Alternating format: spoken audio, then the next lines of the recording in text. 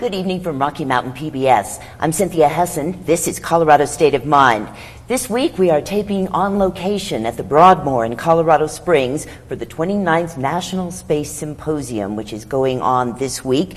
It is an event that has drawn 9,000 attendees from around the world and an array of exhibitors in the exhibit hall, including companies with a Colorado presence, including Ball Aerospace and United Launch Alliance.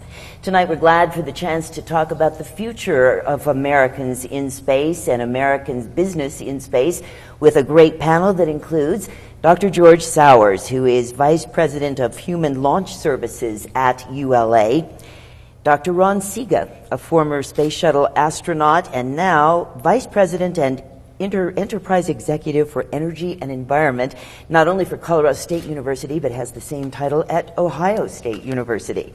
Also with us is Debra Facktor Lepore from Ball Aerospace, where she is Vice President and General Manager of Washington Strategic Operations.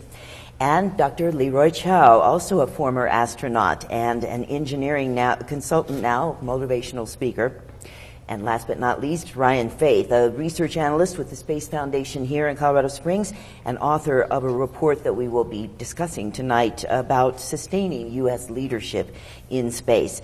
So, Dr. Sowers, I thought I would start with you because United Launch Alliance, of course, has quite a presence in Colorado. And just recently, people may have read about launching a satellite that will help detect missiles. Tell us a little bit about that. Yeah, so the space-based infrared satellite launch was done a few weeks ago, and it's just one of many launches that United Launch Alliance does. We launch nearly all the spacecraft for the national security space community, both the Air Force and the National Reconnaissance Office and the intelligence community, as well as spacecraft for NASA science, including the Mars Curiosity rover that people may have heard about. And taking over some of the operations where the space shuttle left off, is that right? Yeah, so one of the exciting things that we're working on now is taking the world's most reliable rockets that we use for Air Force and NASA launches today and using those to be part of the competition for the space shuttle replacement. And we're working with another Colorado company, Sierra Nevada, who's building the Dream Chaser spacecraft, and we're their launcher on their team, and we're also working with the Boeing company. So we're supporting two of the three teams that are competing to be that space shuttle replacement. And Debra, your company, Ball Aerospace, of course, Colorado knows all about that. One of your recent accomplishments was some new imaging that's coming from the Landsat project. Yes, in fact, in February we launched the Operational Land Imager, OLI, and in fact it was launched by ULA for the Landsat Data Continuity Mission number 8. As many people know, Landsat's been around for 40 years documenting and tracking changes in the Earth, how climate changes, effects of land use, different weather patterns, or even things like the effect of pine beetles in the Rocky Mountain forest ranges, which many people have seen the devastation from that. So images that our technology takes and combined with the perspective from space gives us much better information about what's going on Earth and how we can plan for the future and mitigate any problems, or even just have information about how our Earth is changing every day. Up there in space, the International Space Station is kind of where the action is, I guess, now. And Dr. Chiao, you were there on the space station 2004, 2005, is that right? That's right, yeah, I was the commander during Expedition 10 from October of 2004 to April of 2005. And so it's just been, the change of leadership or command has just been taken over by the first Canadian, right, which is kind of interesting, the way that's branching out. Right, in the beginning they were all American or Russian commanders, and then we started to evolve into having the first European commander, and now you're seeing the first Canadian commander, and later in the year my very good friend Koichi Wakata will become the first Japanese commander of the ISS. So I think that demonstrates the evolving nature, international nature of human space exploration. And I think it's really reflected here at this symposium. This is a common meeting place for all of these international partners and future potential partners to come together to form collaborations and network. And I think that's one of the strong points of the Space Foundation. Dr. Sega was in the same astronaut class with you, I just learned, Right. before we started taping. Tell us what it is that you are doing for CSU and OSU that uses your space shuttle experience to some extent. The common thread between aerospace and some of the evolving energy solutions is systems engineering. And so at Colorado State University, we've begun graduate programs, a Master of Engineering, a Master of Science, and a PhD in systems engineering. And surveyed just looking at the whole. Yeah, and surveyed the needs that are present here in Colorado in our aerospace and energy sectors, and developed these 3 programs, all offered in class synchronously out and of class, and also at a distance asynchronously, so to try to meet the needs of our partners. You're still finding a lot of enthusiasm from young people wanting to go into this kind of engineering? Yes, and so they generally start in a particular discipline, whether it be electrical engineering, mechanical engineering, or computer science or something. And then they work for a bit, and then they get involved with building more complex systems, whether it be satellite systems or increasingly energy systems that may include the grid. And so it's a approach with discipline that allows you to take on more complex problems and be more successful. You sat on a National Academies panel, I believe, looking at the future of NASA, and I'd like to turn to Ryan Faith, who has written a recent report of the Space Foundation called Sustaining U.S. Leadership in Space. Its title includes pioneering. Its main recommendation is pioneering. What is it that you're encouraging NASA to do as it redefines itself? Well, the first thing is for NASA to have sort of a good overarching purpose so that there's sort of a way for them to align the various parts of their portfolio. Beyond that is trying to orient the space program towards creating more activity, developing new technologies, for instance, let's say on the space station or on crew commercial or on some imaging, and hand those off to other parts of the government or private sector so then they can extend their reach even further and keep going. And pioneering is something that I think we all thought NASA was all about from the beginning, but you're essentially saying that it needs to get refocused on pioneering. Very much so, with the intent of developing infrastructure, developing, again, technologies or systems or so on and so forth that can sort of be matured and then handed over to other sectors. For instance, with Landsat and USGS, crew commercial, and some of the activities they're now working on the space station. What is it that has happened to NASA over these years? I mean, I guess we all know that its budget has been up and down, more down recently. But you also describe a culture of perhaps a group of people who, if not resistant to change, don't have the right leadership for change? Well, NASA, in its cultural DNA, was very, very much focused on going to the moon during its very formative years. And since then, there's been a way of thinking about the direction of the agency to where they're sort of expecting the White House or Congress to come down with a very clear mandate and stick to it and be very, very, very tenacious about following that goal. The problem is that persistence of leadership doesn't always show up when you need it to.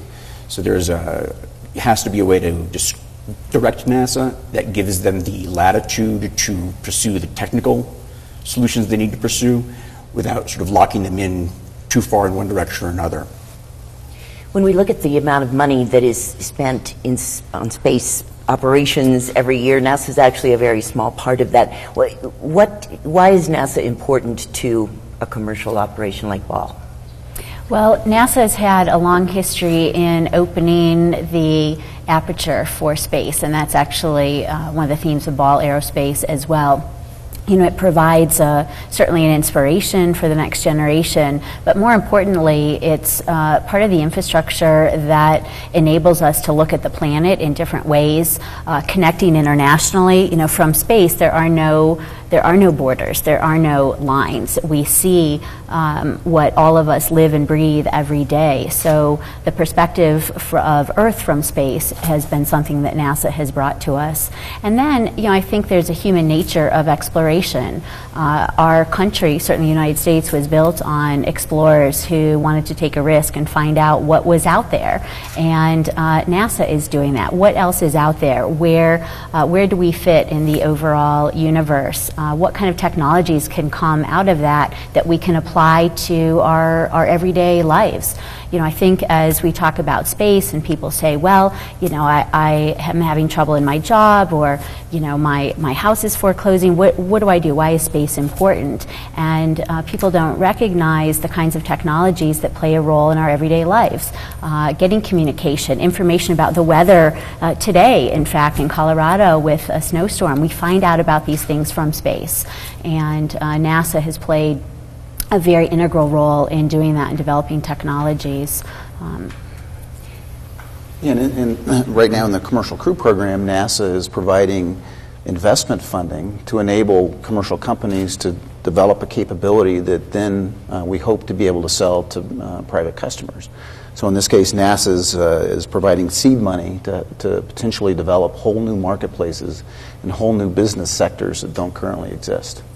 And the infrastructure, I suppose, because it's not as though a commercial company would go out on a limb, I think, to build the space station. Right, and as Ryan mentioned, you know, handing off the mature technologies is all about what NASA should be doing, and as George pointed out, the Commercial Crew Program, that's exactly what's going on. We've been sending astronauts to low Earth orbit for over 50 years, so the technology is mature, and now it's a matter of trying to hand that off to the commercial sector to see if they can make a go of it and let NASA focus its resources on going further. And there are some companies who are looking at building their own space stations as well. So that's, you know, the commercial sector in a way is kind of the exciting area right now, and I also agree with Ryan that, you know, NASA needs some clear direction on where it wants to go beyond low Earth orbit. You know, they've tried a few different destinations out, kind of on the public, and they've all had varying degrees of reaction. But I think Ryan's right. NASA is used to having that clear mandate, that clear goal come from the top down, and now it's all a little bit muddy.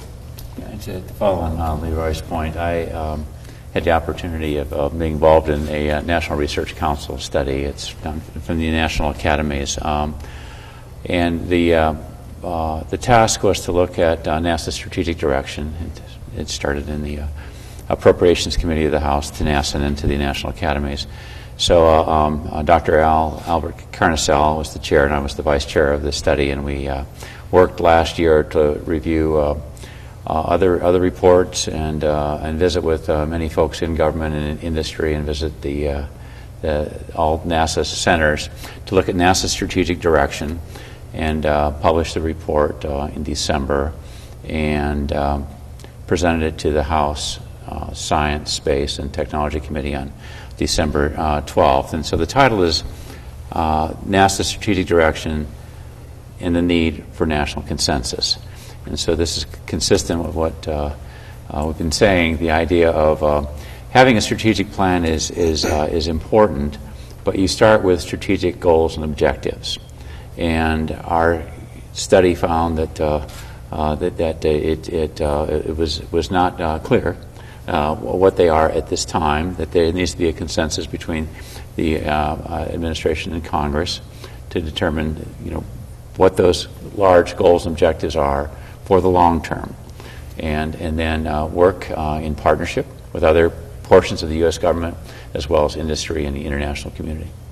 So basically, focusing on long-term and then letting NASA itself figure out what the components are getting to the long-term goal. And to sort of amplify, sort of carry on a little bit with what Dr. Sega was speaking of, is there's a tendency when we talk about NASA's goals to sort of put an address and a date. That I want, 3 people here at this destination at thus and such a date.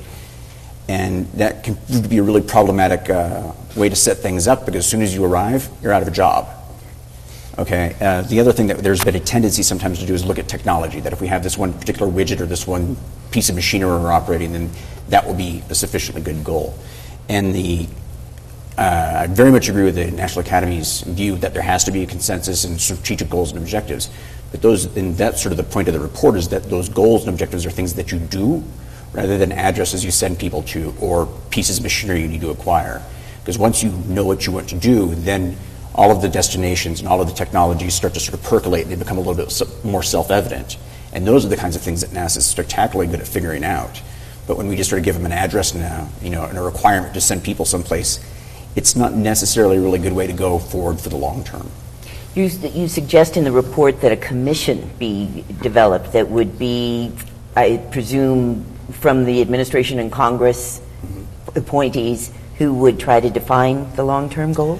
More the purpose of the commission in the pioneering report is actually a little bit what George might be familiar with is from the insight process. So government will sort of execute oversight and sort of looking over somebody's shoulder to make sure that they're doing their task properly. Insight is when you're basically pairing people along to sort of sit around the table so they can hear the discussions and sort of be well informed.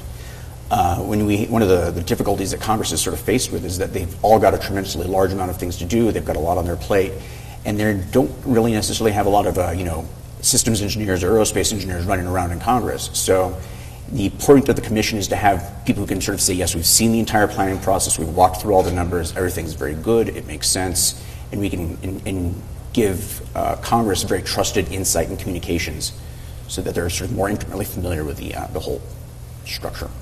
Debra, you mentioned how people in their day-to-day lives may not be thinking in terms of what space can offer, but there was a time in this country when people were pretty excited about what space could mean. So when we talk about trying to form this national consensus, what do you see the aerospace industry role in that, to try and bring people to that point of excitement again? Well, you certainly, when you look at young kids, a lot of them want to grow up to be astronauts, and I guess they still do. They still do, yeah. And in fact, my niece and nephew, have this little tube, and they pretend it's their rocket ship, and who gets to come in, and can Auntie come in or not? So that inspiration is still there, and as part of human nature. I think from an industry role, we want to be a very clever and collaborative place to work, where innovation happens, where creativity happens, and that's what people find exciting. If you grow up and want to do something with engineering and make a difference in people's lives. So industry is a great place to do that. We try to offer really high-tech programs that will contribute to what NASA's goals are, whether you can go on the space station or do international work, have a systems perspective. And industry is what America, again, is all about, commercial enterprise. George, of course, the aerospace industry is not monolithic, but would you say in general that they are pulling for NASA, that they would like NASA to be bigger and more robust again? No, absolutely. I think most of us that are in this industry are in it because we love this kind of work. And we want to explore space. And I guess I'm maybe slightly more optimistic than Dr. Sega or Ryan are about the direction. I think over the last few years we have developed a consensus that beyond Earth exploration is something that we should be doing with humans. When the Obama administration first took office, they established a commission that was run by Norman Augustine. And, I'll never forget the conclusion that they came up with is that the purpose of the space program, the long-term purpose, is to establish permanent human presence beyond Earth. And I think that's a goal that is incredibly inspiring, at least to me, and that we can all get behind. The debate comes in, okay, well, is the first step to go back to the moon, or is the first step to go to an asteroid? And I think those are good, healthy debates that we need to have. But I think the consensus is pretty strong. But the problem too, I was actually a member of that committee, as you know, George.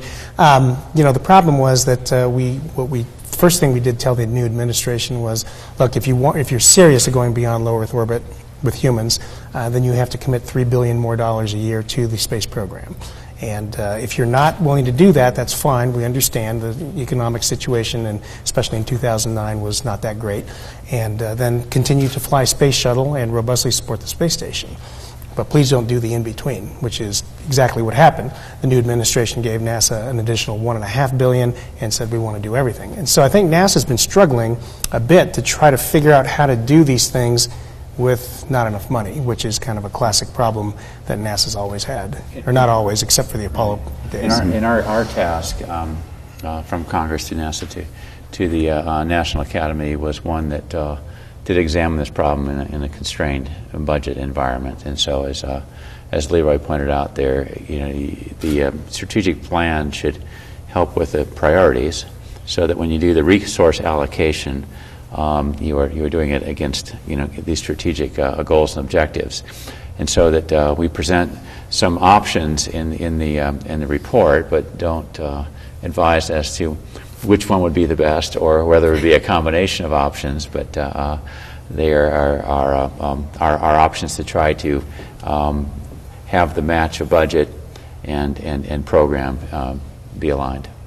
Well, now here's a really good place that industry can make a difference. So in today's world of affordability, we can't do everything, or we have to do more with less. So what are the things that government does, and what are the things that industry does?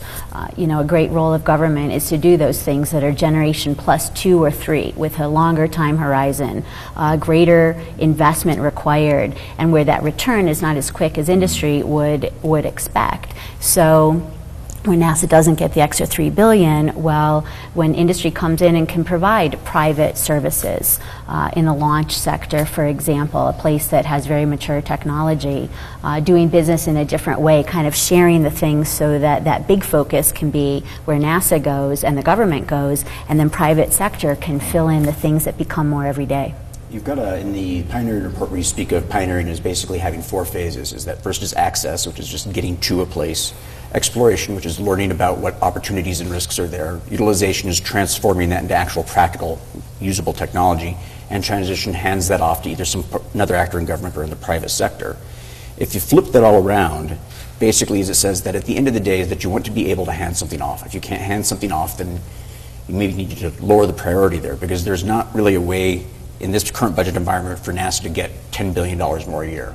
So can we at least figure out what we can hand off and then focus the money on the generation plus 2, plus 3 kinds of things, and sort of walking it back that way. And so that gives a sort of a backdoor way to focus effort a little bit, basically, because if you can't hand it off in the end, then you probably don't necessarily need to go down that path, or at least you should think about it really good and hard. You're talking about some of the things that NASA does that other agencies in the government might be able to do, right? For instance, aviation safety sticks in my mind from the report, and automotive propulsion, some things that NASA does that maybe could go into the Department of Energy, for instance. There's, the Space Act has requirements about demonstrating passive and active solar heating and cooling technologies. And that doesn't seem like a thing that I'd sort of list in the space agency job jar. Improving vehicle fuel efficiency, again, something that we might want to do collectively as a government, but that it doesn't sound like a space agency task. So, how does it happen to be a space agency task? Just because that's where the new research was happening? Well, it was in the 70s, basically, immediately after Apollo. There's sort of NASA had a big existential crisis. They'd gotten to their destination and were out of a job. So there's a period of time when they were sort of aspiring to be a national R&D agency, and so they ended up getting a lot of things sort of tacked onto their to-do list. And what was originally intended to be a lot of flexibility that would allow NASA to pursue its goals during the 60s turned into a huge amount of mission creep once they'd sort of lost their unifying goal. Another great example of NASA handing something off is the Commercial Crew Program, where historically NASA, with the Space Shuttle, owned and operated the vehicles that transported people to and from space. Now they've turned that over to a competition amongst 3 different private sector companies, and by doing so they can reap the benefits of competition and the efficiencies that the private sector can generate. Yeah, but from a perspective of technology, sometimes things start in one place and they can be transferred into another place. And so I think one of our earlier solar arrays is to have a satellite live a longer time. And so there was need to develop that, that early as high-performing solar arrays as we could, and then eventually, to do that transfer. If you're looking at a zero-energy district, and there's a Fort Z and Fort Collins concept for the community. But if you look at the International Space Station, it's kind of a zero-energy district with its solar arrays and storage and control systems and prioritization of functions inside and communication. So there's a lot to be said of advancing technology in one area and applying it for the betterment of folks in another. Leroy, what is the space station's future? What's going on there now, and what is it that we are looking forward to? Sure. When I was there several years ago, we were flying only two-person crews because the space shuttle had been grounded after the Space Shuttle Columbia accident, and so we were kind of in a maintenance mode until we could get the shuttle flying again so we could complete the major assembly, because we needed the shuttle to bring up the big modules, truss elements, solar arrays, and all of that. Now that the station has been completed for about a year and a half, a little over a year and a half now, we've been able to fly a crew of 6 on board. And so we've got a contingent of people that are doing maintenance work, and then we've got more crew time to do the actual research. So we're looking forward to seeing more research being done on the station. The space station originally was designated to be terminated in 2015. And part of the new space policy extended that life to at least 2020, which everyone fully expected to happen, because it didn't make sense to spend all that money building this thing only to operate it for a few years and then throw it away. But studies have shown that it can operate till at least 2028, which would be a 30-year lifetime, and I personally would fully expect to see that happen, because it has the support of the international partners as well as the U.S. So it's hard to predict what kind of research is going to come out of that. There's the classic kind of human life science experiments that are going to be done, because the biggest technological challenge to sending astronauts farther from the Earth beyond the magnetosphere is going to be biomedical. It's not computers, propulsion, or navigation. It's how do you keep astronauts healthy for that long period of time. So that's going to be the focus of the research, most of the research on the ISS, but don't discount using the ISS as a test bed also for technologies, because we want to build robust spacecraft before we go to Mars. We want to make sure that it's not going to break down halfway there, because we can't turn around. There's no fuel to turn around. Last question, we're getting close to time, but what do you all think of space tourism? These kinds of things that we have seen the chairman of Virgin Atlantic decide to do and so forth. Is that contributing to American leadership in space? Absolutely. I mean, it's sort of the fully realized transition. We had our first suborbital flight was Alan Shepard, and that was an enormously government-oriented program, obviously. Who actually flew on an Atlas. And now we're sort of moving to the far end of the spectrum, so now the capabilities are mature, they're developed, and by all means, please, help yourselves. That brings us to time for this week's Colorado State of Mind. Thank you very much to Ryan Faith, Dr. Leroy Chiao, Debra Facktor Lepore, Dr. Ron Sega, and also Dr. George Sowers. A very insightful conversation tonight with a group of space engineering people. Wow. We're really glad to have been on location this evening for our Colorado State of Mind program. Our thanks to the Space Foundation and to the Broadmoor, to United Launch Alliance, and our other sponsors. Thanks for being with us this evening for Colorado State of Mind, and we will be back next week with a new edition. I'm Cynthia Hessin. Good night.